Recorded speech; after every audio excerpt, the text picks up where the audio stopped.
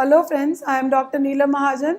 I shall be discussing mucoadhesive drug delivery part 1 under your paper product development 1.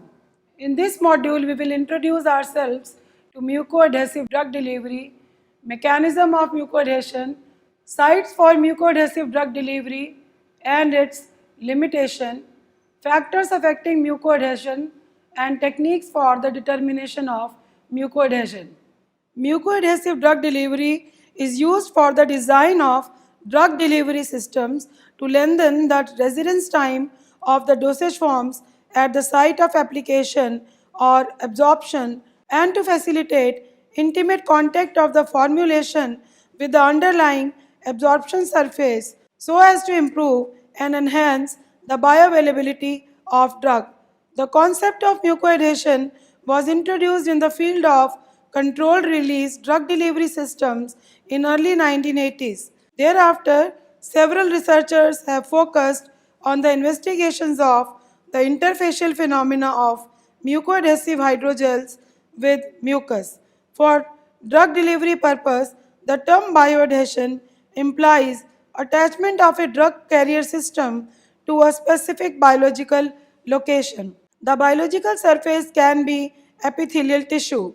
If adhesive attachment is to mucus coat, the phenomena is referred to as mucoadhesion.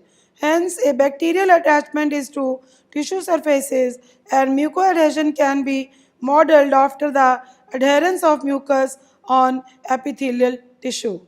Mucoadhesion is a relatively new and emerging concept in drug delivery. Mucoadhesion keeps the delivery system adhering to the mucous membrane. Mucoadhesive controlled drug delivery systems are beneficial since they give a controlled drug release over a period of time and can also be utilized for localizing drug to a specific site in the body. Mucoadhesive substances could also be used as therapeutic agents in their own right to coat and protect and soothe the injured tissues like gastric ulcers or lesions of the oral mucosa, or as lubricants in the oral cavity, eye and vagina. Mucoadhesive or bioadhesive drug delivery can be applied to the following systems: buccal delivery system, oral delivery system, vaginal delivery system, rectal delivery system, nasal delivery system, ocular delivery system. Mucous membranes are the moist surfaces lining the walls of various body cavities like gastrointestinal and respiratory tract.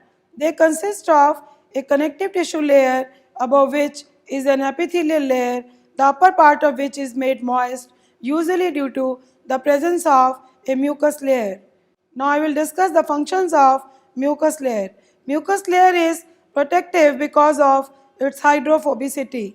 It influences the bioavailability of drugs as it acts as a barrier in tissue absorption of drugs and other substrates. It strongly bonds with the epithelial cell surface as a continuous gel layer. It plays a major role in the lubrication of the mucosal membrane and maintenance of its moisture. Now we will discuss the mechanism of mucoadhesion. Mucoadhesion is a complex process involving wetting, adsorption, and interpretation of polymer chains. Mucoadhesion is established in the following stages: contact stage, which involves intimate physical contact between a bioadhesive or mucoadhesive material and a membrane. Contact stage leads to consolidation stage, which involves penetration of the bioadhesive or mucoadhesive into the underlying tissue or into the surface of the mucous membrane. Mucus is translucent and viscous secretion which forms a thin continuous gel layer sticking to the mucosal epithelial surface. Mucus glycoproteins are high molecular weight proteins possessing attached oligosaccharide units containing L-fucose, D-galactose, N-acetyl D-glucosamine, N-acetyl D-galactosamine, and sialic acid. There are different theories explaining mechanism of bioadhesion, including electronic theory, adsorption theory, wetting theory, diffusion theory, fracture theory, and mechanical theory. These theories have been explained in the table shown on the screen.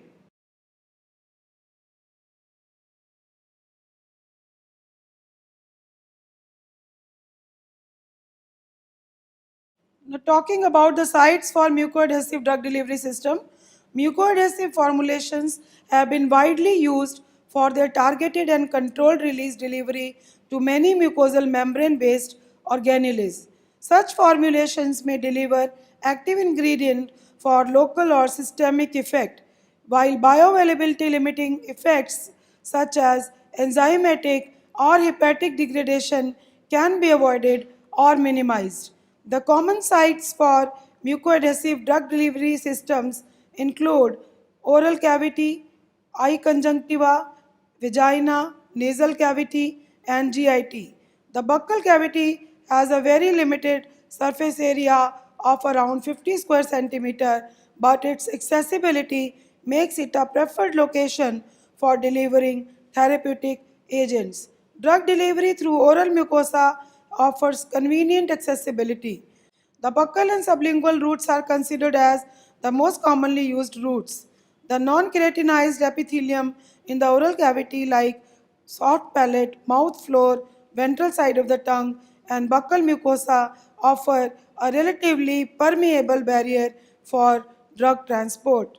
Drug delivery through oral mucosa has proven particularly useful and offers certain advantages over other drug delivery systems, including bypassing hepatic first pass metabolism, increasing the bioavailability of drugs, improved patient compliance, excellent accessibility, unidirectional drug flux, significant ease of administration, improved barrier permeability compared to intact skin. Additionally, buccal drug delivery can be promptly terminated in case of toxicity through the removal of dosage form, thereby offering a safe and easy method of drug utilization. The oral cavity has been used as a site for local and systemic drug delivery. Local drug therapy is used to treat disease states like gingivitis, periodontal disease, and xerostoma. Different dosage designs include adhesive gels, tablets, films, patches, ointments, mouthwashes, and pastes. Until now, adhesive tablets have been the most commonly used dosage forms for buccal drug delivery. Tablets can be applied to different regions of oral cavity like cheeks, lips, gums, and palate. Unlike conventional tablets, buccal tablets allow drinking, eating, and speaking without any major discomfort. Delivery through this site avoids hepatic first pass metabolism in addition to the local treatment of the oral infections. The sublingual mucosa is relatively more permeable than buccal mucosa. Hence, formulations for sublingual delivery are formulated to release the active agent immediately. The mucoadhesive formulation is of importance for the delivery of active agents to buccal mucosa where active agent has to be released in a controlled manner. Hence, buccal cavity is more suitable for mucoadhesive drug delivery. Nasal cavity also offers a potential site for the designing of formulations using mucoadhesive polymers. The nasal mucosa has a surface area of about 150 to 200 square centimeter, but the residence time of a particulate matter in the nasal mucosa varies between 15 and 30 minutes. This short time is due to the increased activity of the mucociliary layer due to stimulation by foreign particles. Normal human nasal mucosa is a highly dense vascular network and relatively permeable membrane structure. All these factors make nasal cavity interesting. Drawbacks are local toxicity or irritation, mucociliary clearance, presence of proteolytic enzymes, and influence of pathological conditions like cold and allergies. The advantages of mucoadhesive drug delivery through nasal cavity involve rapid uptake and avoidance of first pass hepatic metabolism. In addition, Bioadhesive application of liquids, semi-solids, and solids can significantly increase retention time. Nasal delivery of protein and peptide therapeutics can be compromised by the brief residence time at this mucosal surface. Some bioadhesive polymers have been suggested to extend the residence time and improve protein uptake across the nasal mucosa. Now, talking about eye as a site for mucoadhesive drug delivery. Drug administration to the eye is a challenge because there are several mechanisms including tear production, tear flow, and blinking that protect the eye from harmful agents. Conventional delivery methods are not ideal. Solutions and suspensions are readily washed from the cornea, leading to poor bioavailability of drugs. Ointments alter the tear refractive index and blur vision, so it is a target to prolong the residence time by mucoadhesion. Ophthalmic mucoadhesive drug delivery is of great interest.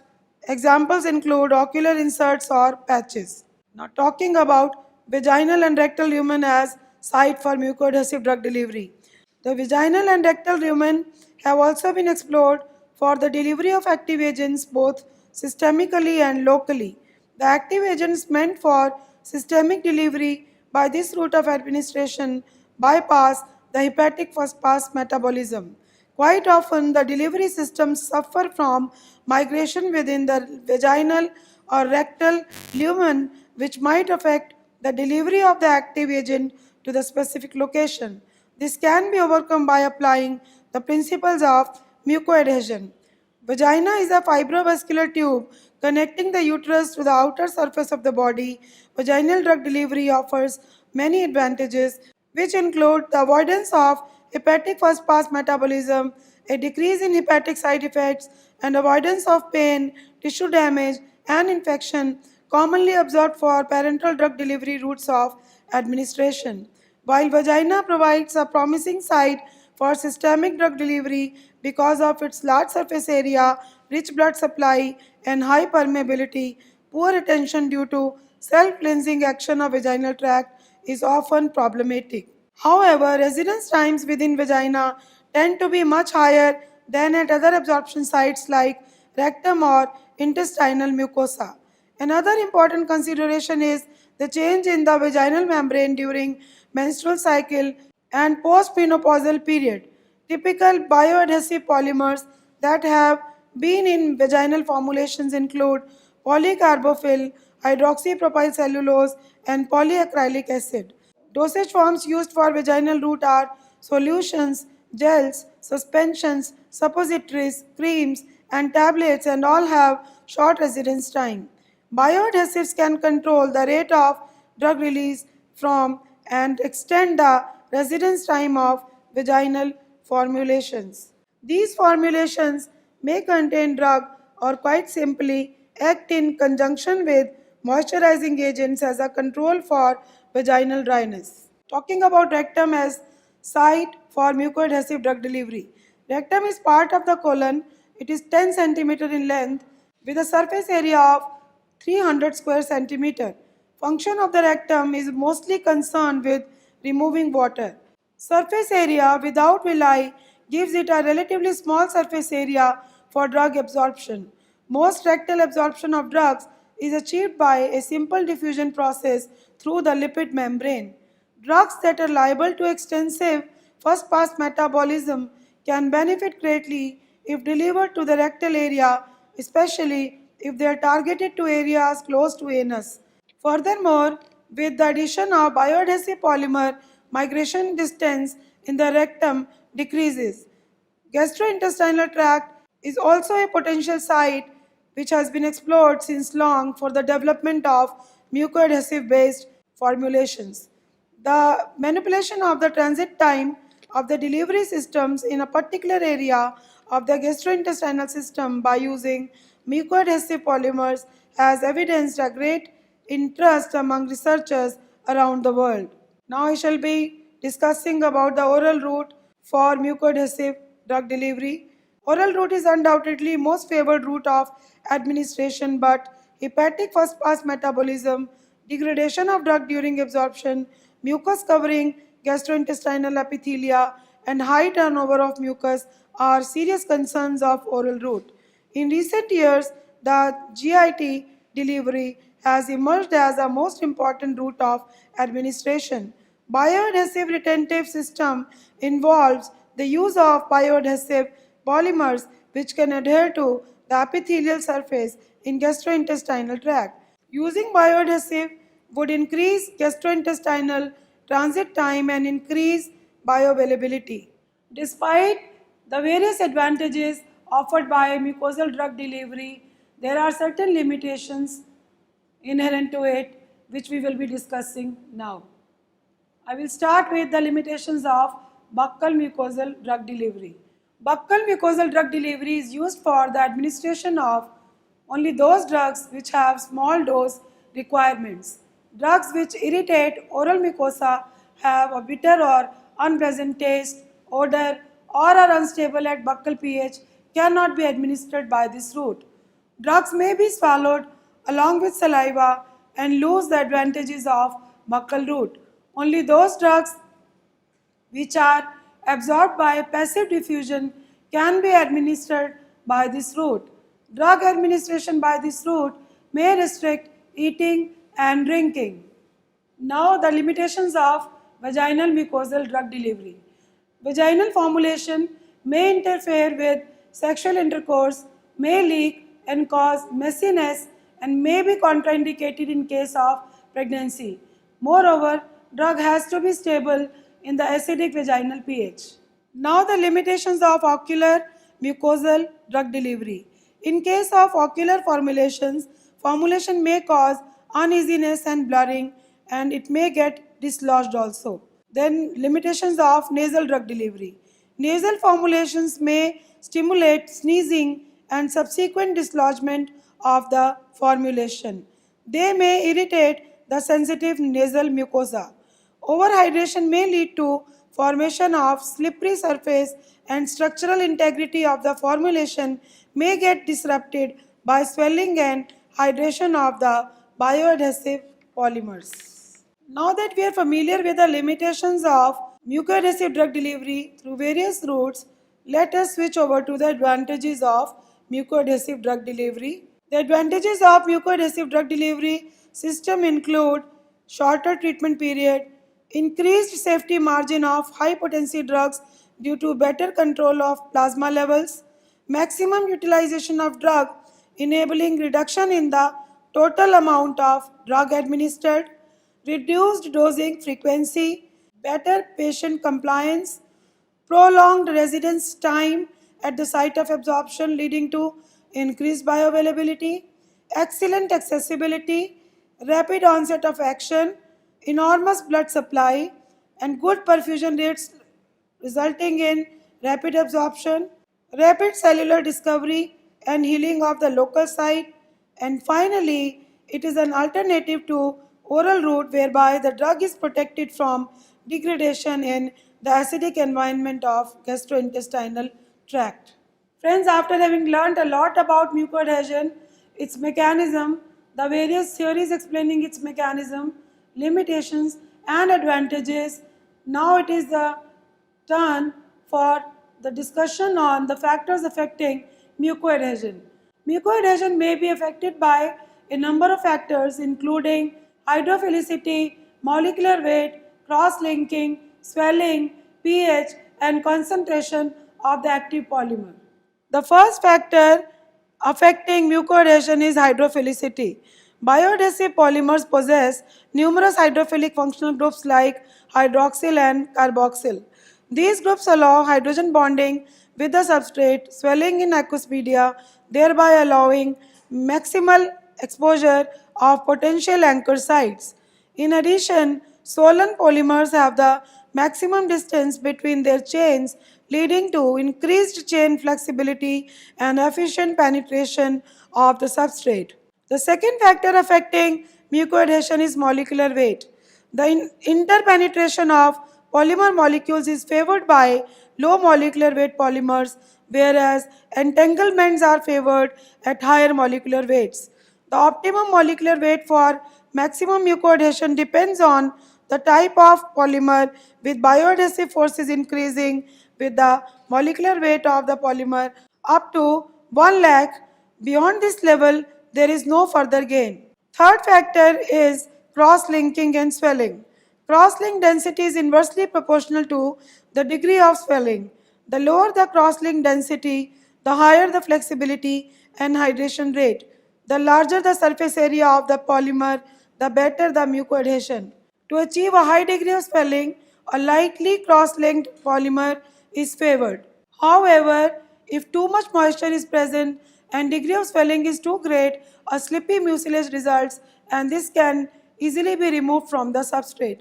Mucoadhesion of cross-linked polymers can be enhanced by the inclusion in the formulation of adhesion promoters such as free polymer chains and polymers grafted onto the preformed network. The next factor is spatial conformation. Besides molecular weight or chain length, spatial conformation of a polymer is equally important. Despite a high molecular weight of 1 crore 95 lakhs for dextrans, they have adhesive strength similar to that of polyethylene glycol with a molecular weight of 2 lakhs. The helical conformation of dextran may shield many adhesively active groups primarily responsible for adhesion, unlike PEG polymers which have a linear conformation. The next factor is pH. pH at the bioadhesive to substrate interface can influence the adhesion of bioadhesives possessing ionizable groups. Many bioadhesives used in drug delivery are polyanions possessing carboxylic acid functionalities.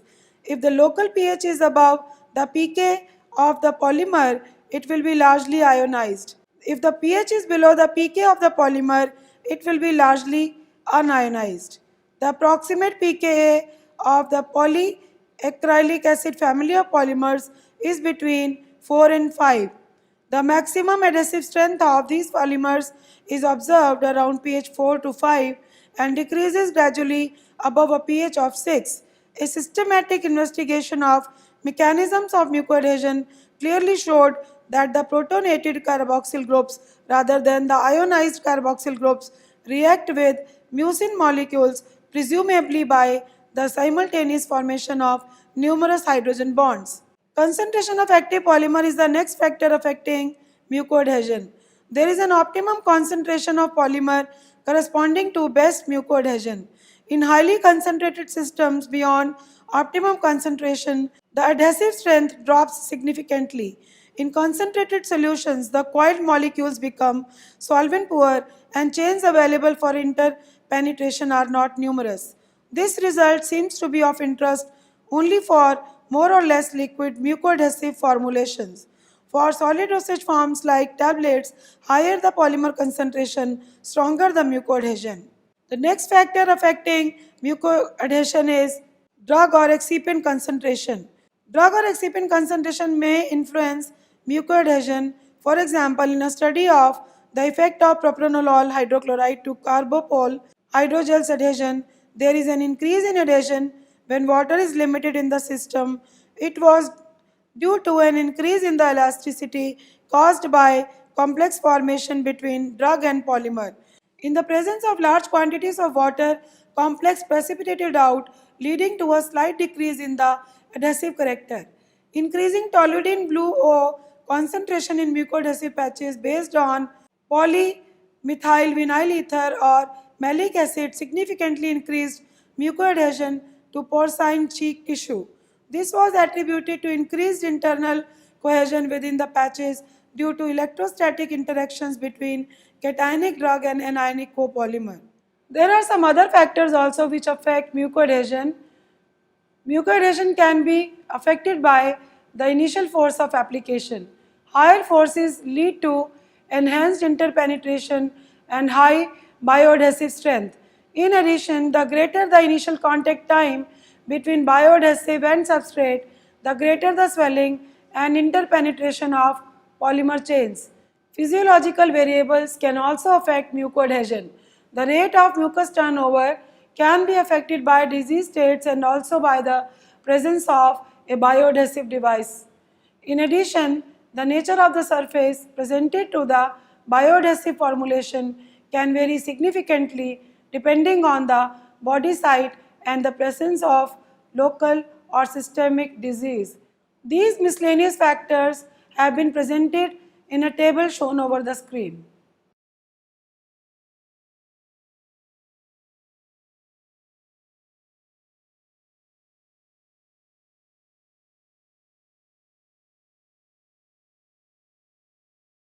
Now we will discuss the techniques for the determination of mucoadhesion. Evaluation of bioadhesive properties is fundamental to the development of novel bioadhesive delivery systems.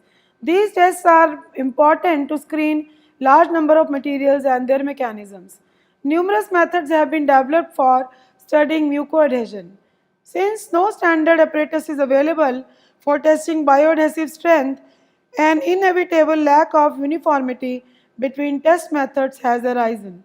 Nevertheless, there are three main testing modes which are recognized: tensile test, shear strength, and peel strength. The most popular technique used for determination of force of separation in bioadhesive testing is the application of force perpendicular to the tissue or adhesive interface, during which a state of tensile stress is set up.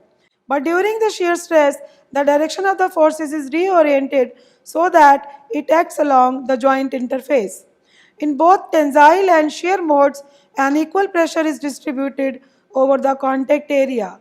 Peel test is based on the calculation of energy required to detach the patch from the substrate.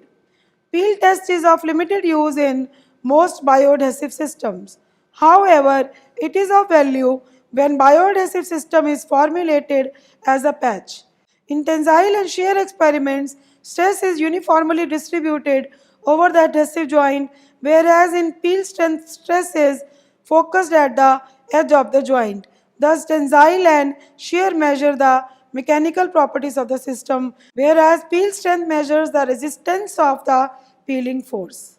The most common technique used for measurement of bioadhesion is tensile strength method by using texture profile analyzer operating in bioadhesive test mode to measure the force required to remove bioadhesive films from excised tissues in vitro. The texture analyzer operating in tensile test mode and coupled with a sliding lower platform is also used to determine peel strength of similar formulations.